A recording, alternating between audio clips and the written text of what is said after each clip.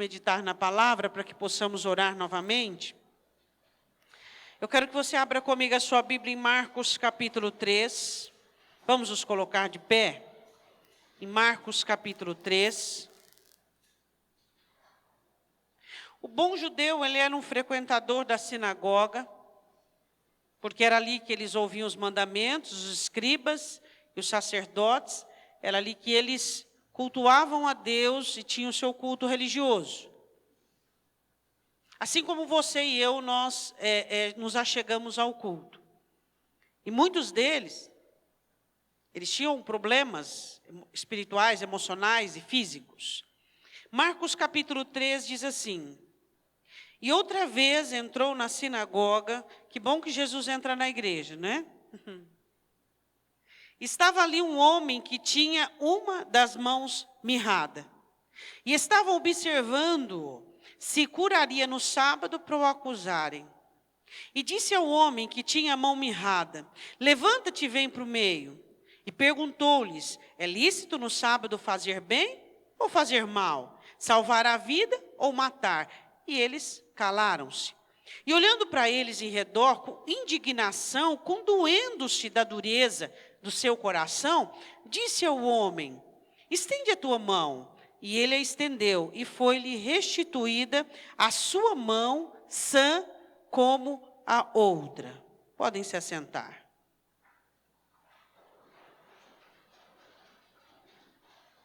Eu queria que você reportasse um pouquinho aí na sua mente a cena que estava acontecendo naquele momento. Imagina a igreja, a sinagoga, e muitas pessoas que foram aquela manhã na sinagoga sabiam que ele estava lá, porque Jesus era frequentador da sinagoga como um bom judeu. E na sinagoga Jesus fazia, o primeiro discurso dele foi de Isaías, onde ele fala sobre a profecia cumprida sobre ele. Então Jesus pregava na sinagoga, ele falava na sinagoga. Então ali Jesus estava e todo mundo de olho nele, porque era um sábado, e todos ali estavam dentro da sinagoga. Havia dentro daquela sinagoga duas cenas, duas situações. Um homem doente com uma mão seca, ressequida junto ao peito, ao seio, toda torta, sem vida, e a outra mão era boa. E havia pessoas ali com as mãos boas e os pés muito bons, e também a mente muito boa e o coração muito bom para poder condenar e criticar. E ali havia aquela cena, mas vamos passo a passo. Estava ali um homem de mão mirrada.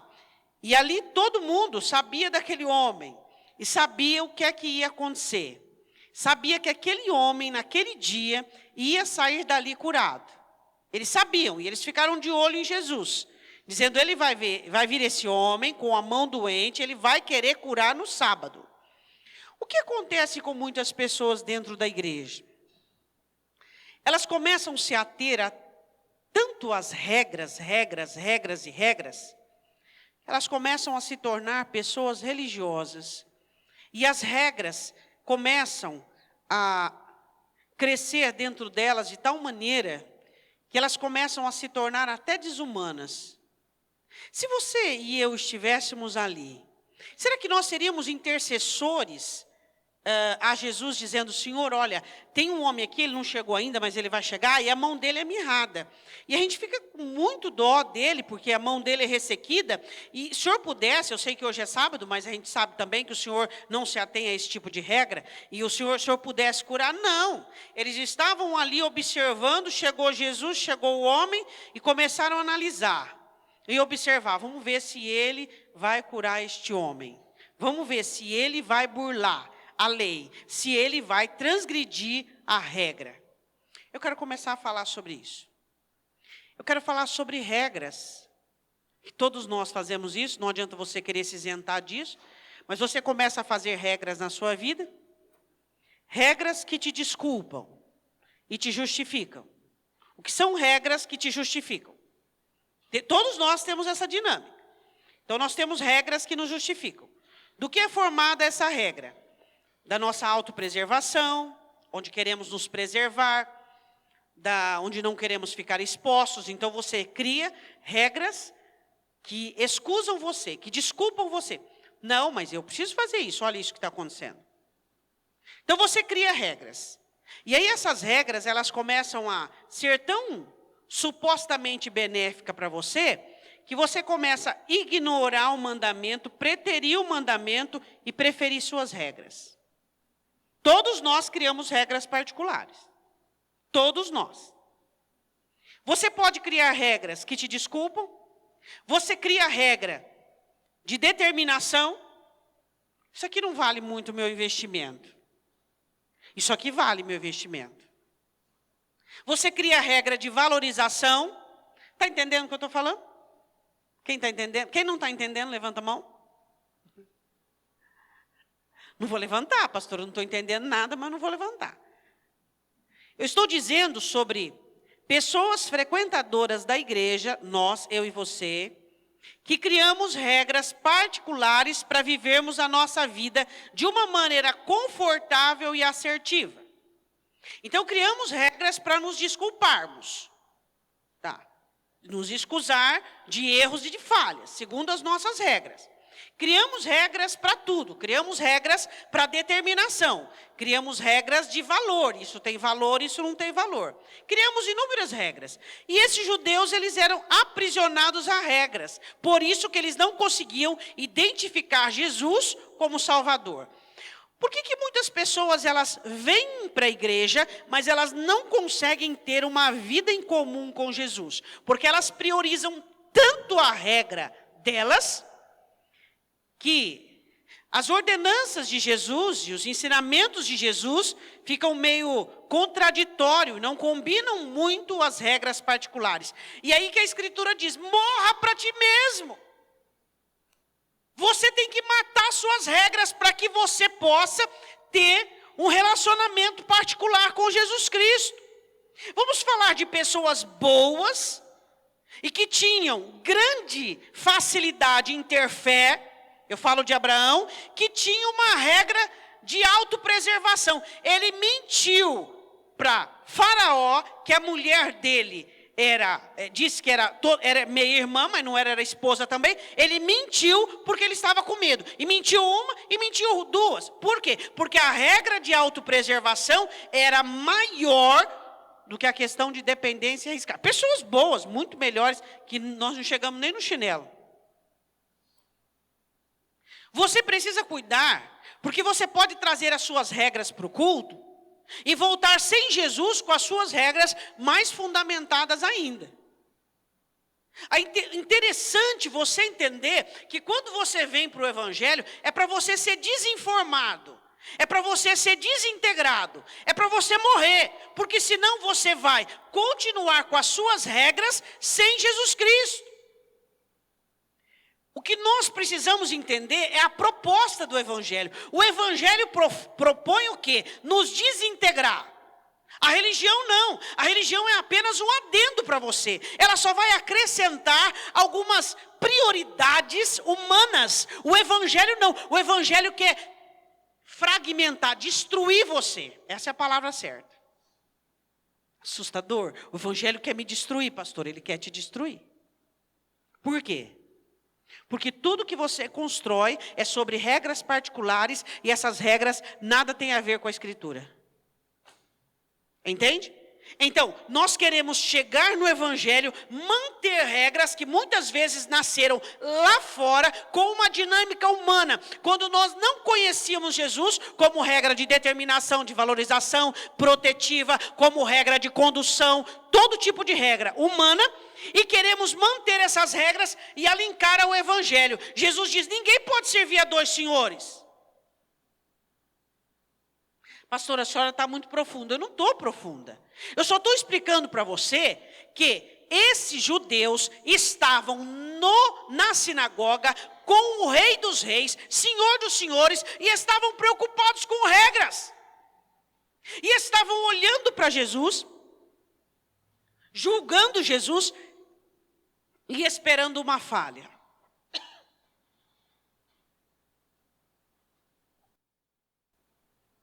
Peraí, pastora, Jesus não falha. Falha segundo as... Diga comigo, a grande dificuldade das pessoas crerem e dependerem de Deus é o medo do evangelho falhar. E elas preferem as suas regras. As pessoas têm medo que o evangelho falhe. E falhar, a falha do evangelho é provação, deserto, vales. Pelo menos nas minhas regras eu estou seguro. Eu faço uma pergunta para você: Jesus ou as regras? Hã? Essa é uma grande pergunta que eu me fiz hoje.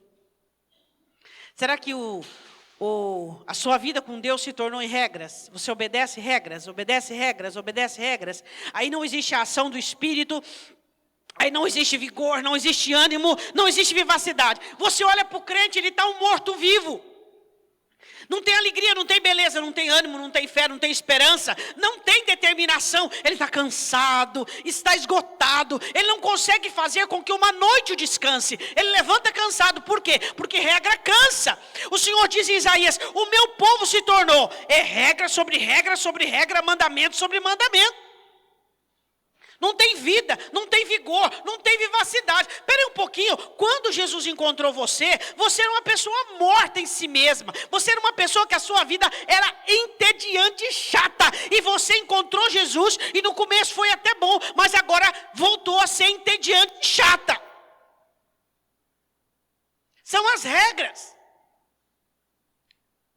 Jesus é a sua vida, Jesus é a sua alegria, Jesus é o seu vigor, Jesus é a sua maneira de existir, Jesus é o jeito gostoso que eu e você tem de vivermos, mas as regras que você criou está impedindo de você viver uma vida íntima com Jesus Cristo. Eles estavam ali e eles estavam observando se Jesus obedecia às regras.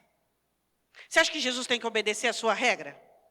Por exemplo, como Naamã disse: eu vou chegar lá para Eliseu, e Eliseu vai me chamar, vai me pôr de pé, vai passar a mão, regras, porque agora nessa situação Deus tem que fazer assim, assim, assim, e Deus tem que agir dessa maneira.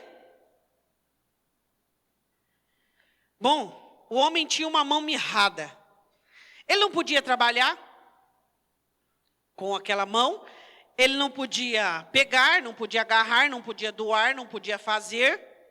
Ele tinha que viver de caridade. Eu quero fazer um parênteses aqui.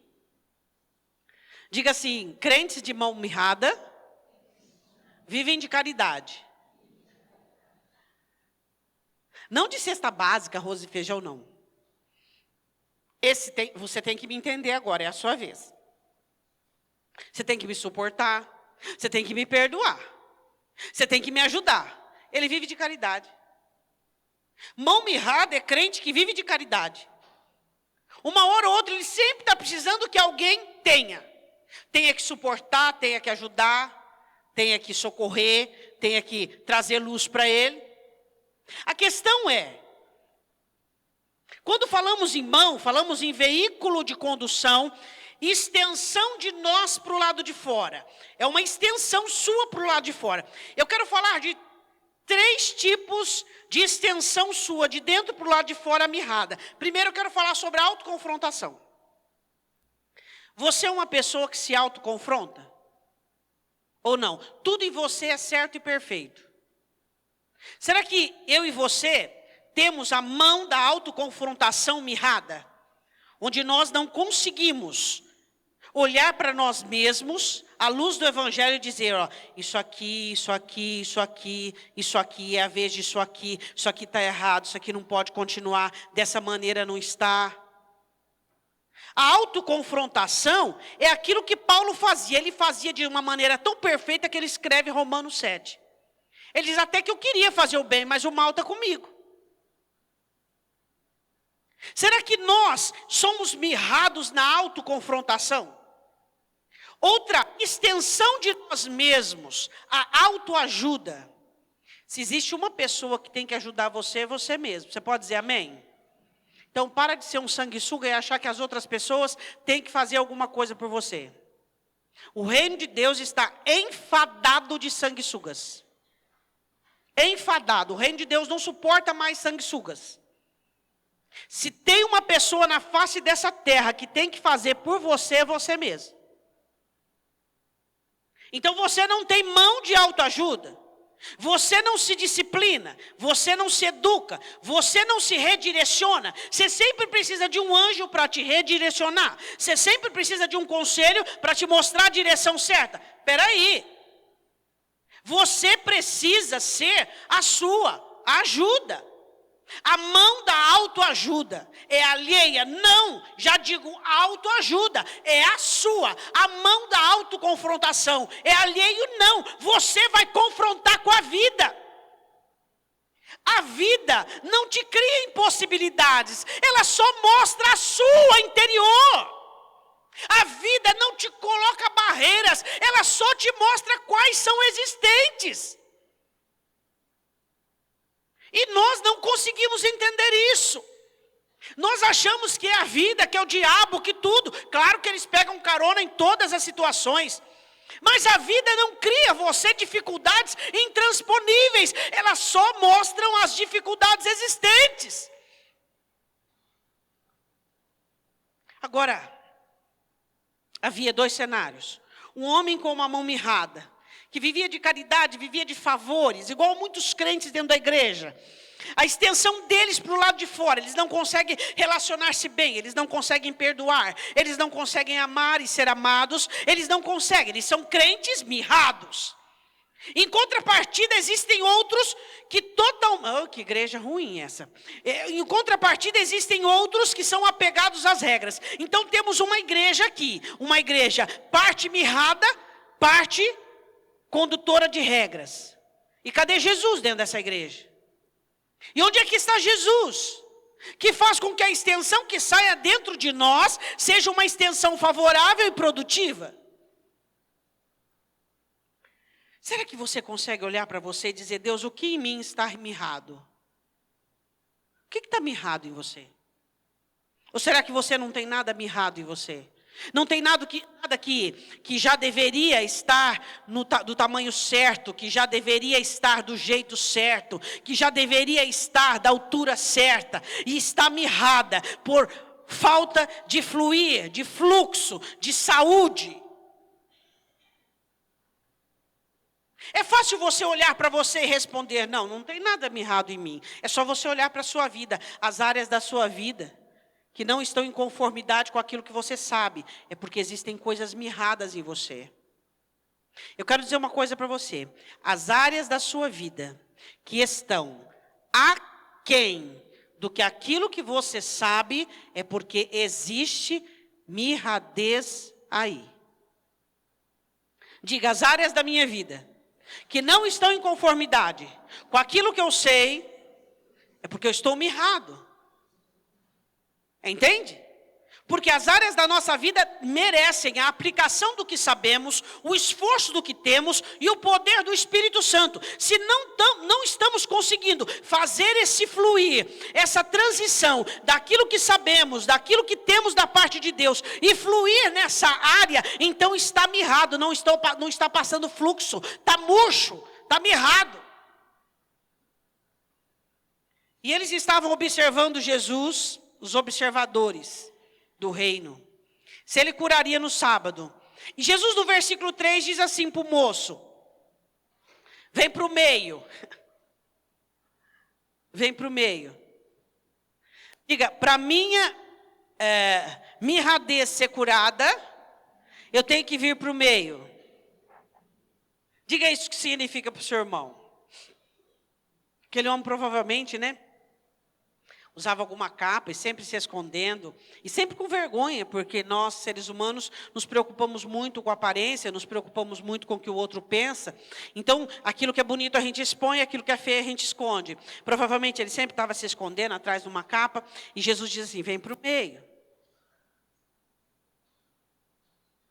Pastora, Jesus poderia ter curado aquele homem no lugar dele. Por que Jesus teve que expor? Por que é necessário a exposição da sua mão mirrada? Por que é necessário que nós enxerguemos aquilo que está mirrado e seco em nossa vida? Aquilo que não tem vida, aquilo que não tem proporção adequada, aquilo que está morrendo diante de nós. Jesus diz, Marcos diz: fica de pé. Lucas, fica de pé no meio. E Marcos diz, vem para o meio, vem para o meio. Eu quero que todo mundo possa olhar e enxergar o que é que está acontecendo. Você não vai esconder a sua mirradez, de forma alguma. A nossa vida mostra as áreas da nossa vida que é mirrada, sem fluxo e sem vida. E cabe a cada um de nós não termos essa vergonha e essa timidez de sermos expostos. E ele foi exposto naquele momento. Jesus o chama para o meio. E todo mundo fica olhando para o moço e já sabia o que ia acontecer. Você sabe que as pessoas sabem o que Jesus vai fazer com você? As pessoas sabem.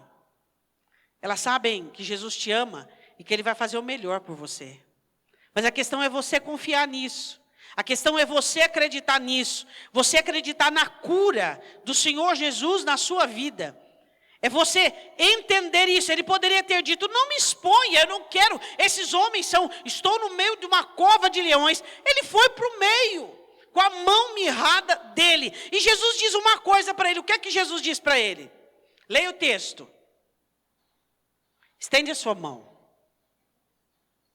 Estende a sua mão. Não é isso que Jesus diz para ele?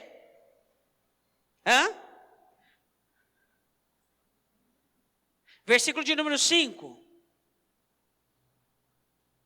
Estende a tua mão. E a mão dele foi restituída como a outra. Áreas mirradas precisam ter a saúde de áreas saudáveis. Situações mirradas na sua vida precisam adquirir a restituição de áreas que estão melhoradas e estão prontas.